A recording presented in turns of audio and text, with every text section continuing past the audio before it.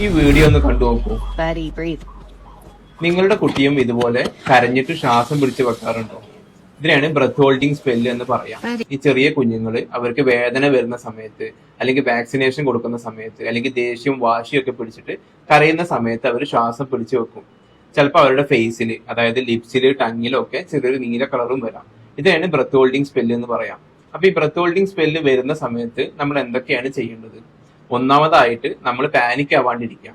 ഈ breath holding spell കാണുമ്പോൾ ഭയങ്കര സീരിയസ് ആയിട്ട് തോന്നുമെങ്കിലും ചെറിയ കുഞ്ഞുങ്ങൾക്ക് ഇത് അത്ര ഹാംഫുൾ അല്ല. ഒരു 1-2 മിനിറ്റിന് ശേഷം കുഞ്ഞുങ്ങൾ നോർമൽ ആയിട്ട് വരാറുണ്ട്. രണ്ടാമതായിട്ട് കുഞ്ഞുങ്ങളെ ഒരു ഫ്ലാറ്റ് പ്രതലത്തിൽ കിടത്തുക. ഈ ബ്രത്ത് ഹോൾഡിംഗ് സ്പെല്ല് വരുന്ന സമയത്ത് കുഞ്ഞുങ്ങൾക്ക് ബ്രെയിനിലോട്ടുള്ള ഓക്സിജൻ സപ്ലൈ കൂട്ടാൻ ഇത് സഹായിക്കും. മൂന്നാമതായിട്ട് കുഞ്ഞുങ്ങളെ ഒരു സൈഡിലോട്ട് ചെരിച്ച് കിടത്തണം. അവരുടെ എന്തെങ്കിലും സെക്രീഷൻസ് ശ്വാസനാളത്തിൽ പോയിട്ട് ആസ്പിറേറ്റ് ചെയ്യാനുള്ള ചാൻസ് ഇത് കുറയ്ക്കും.